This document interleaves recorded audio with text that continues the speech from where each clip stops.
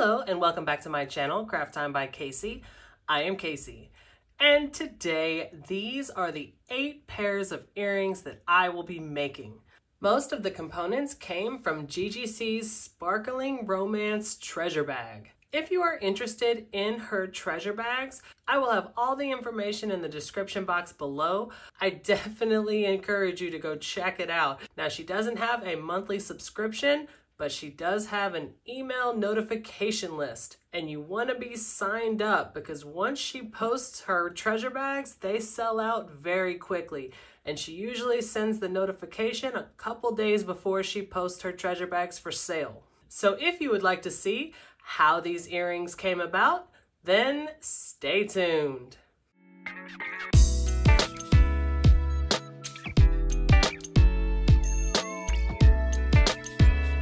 I'm going to start with the tools that I will be using.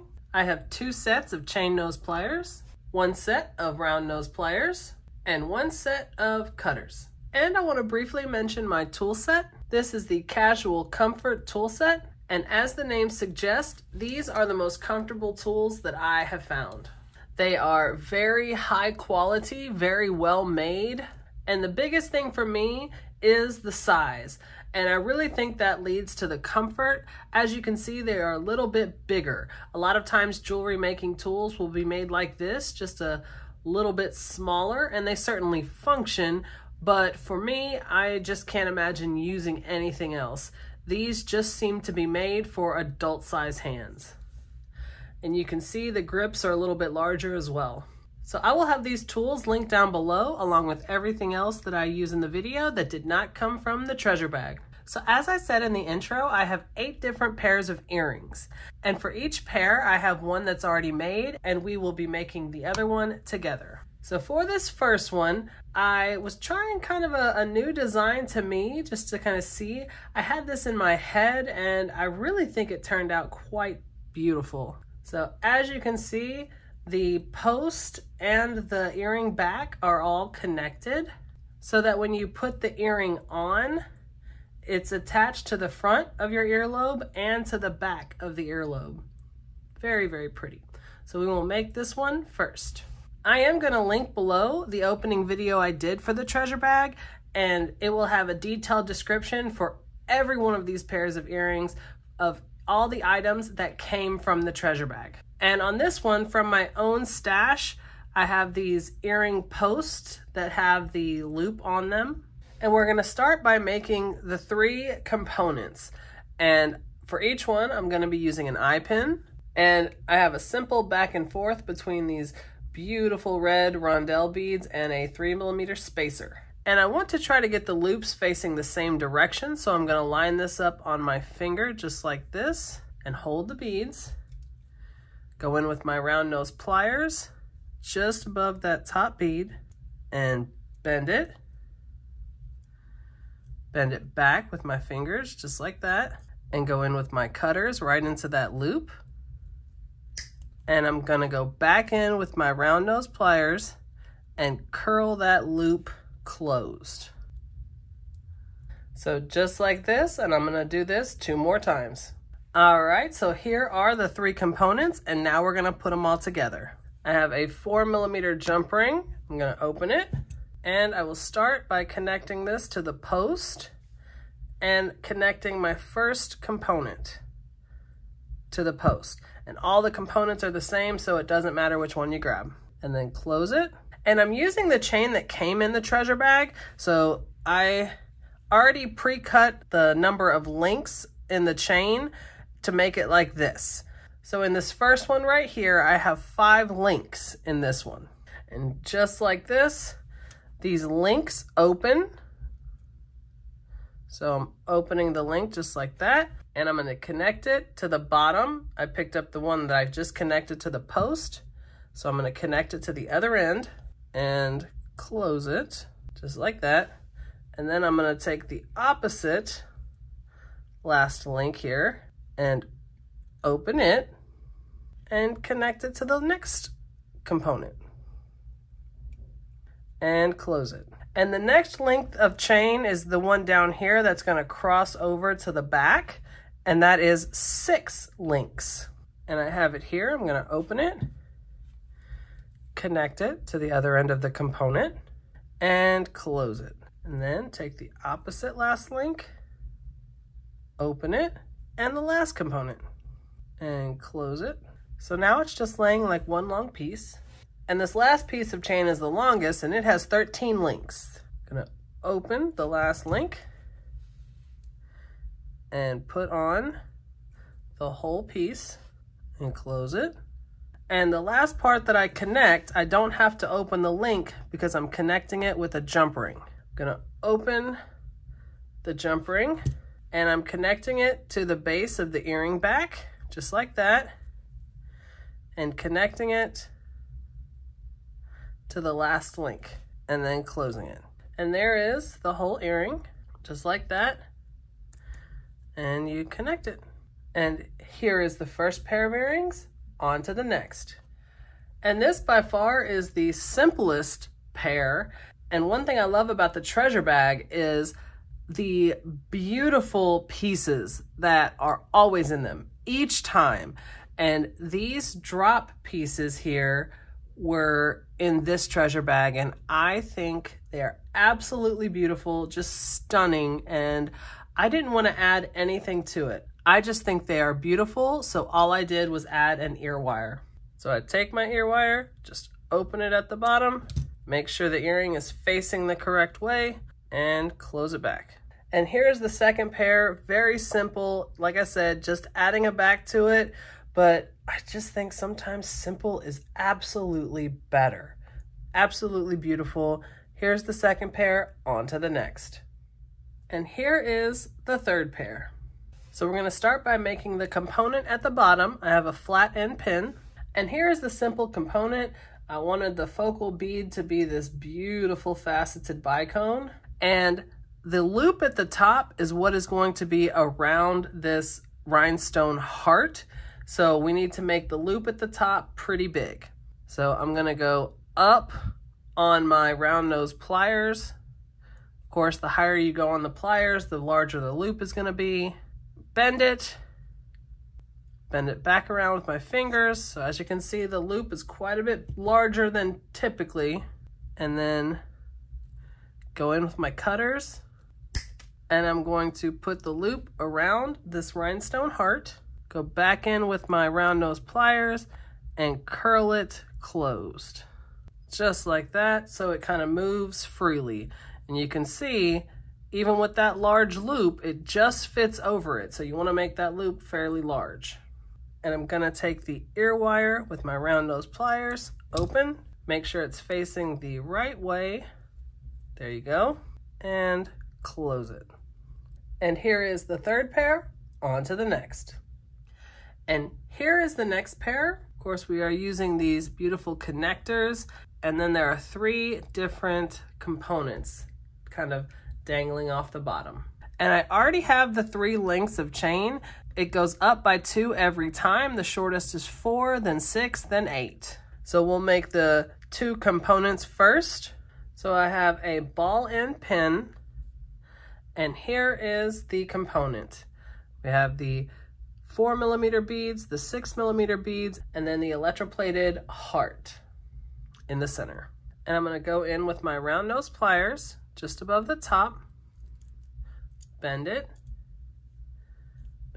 back with my fingers, go in with my cutters, and this component is going to be on the longest length of chain, so I can go ahead and connect it to the last link and go back in with my round nose pliers and roll it closed.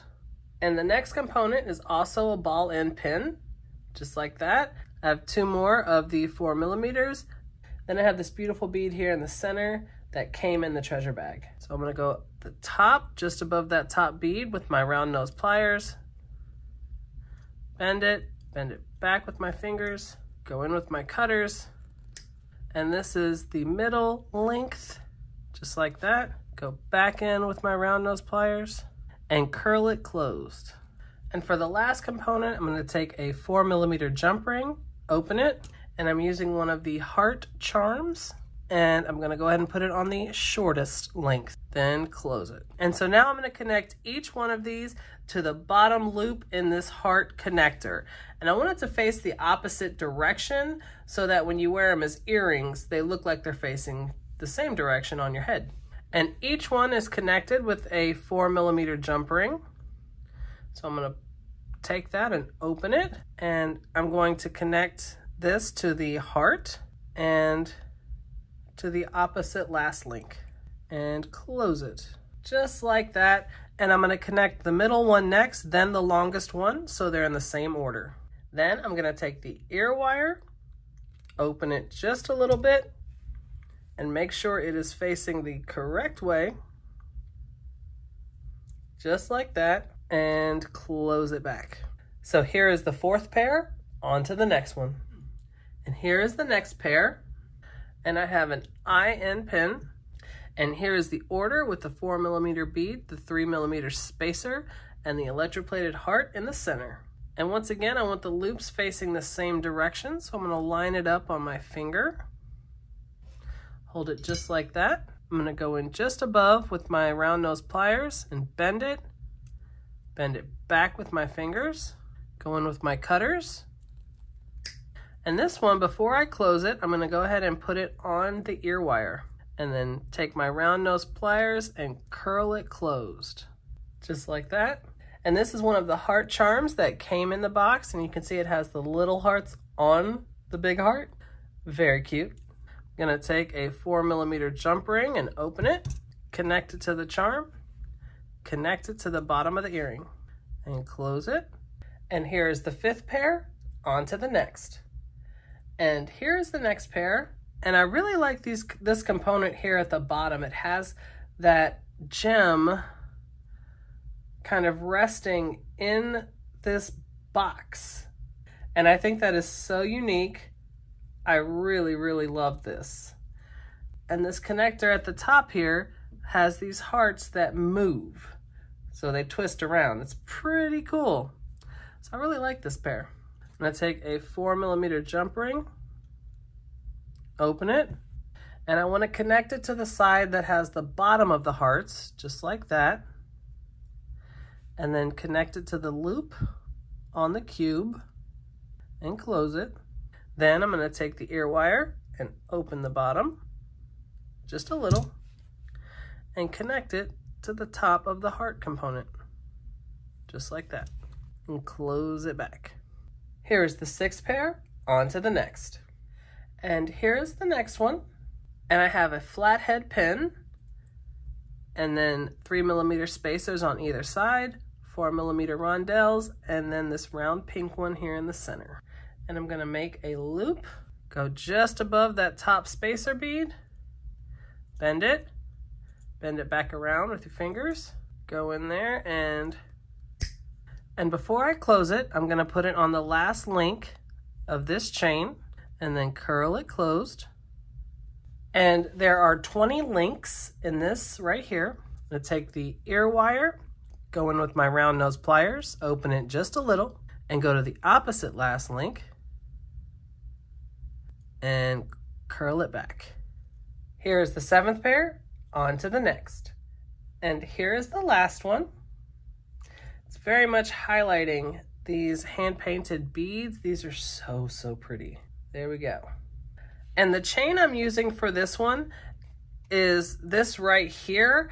And they stopped selling this a while ago, and you can see I've used a ton of it, and I still have this much left. I think I've had this for a couple years, but I really, really love this chain.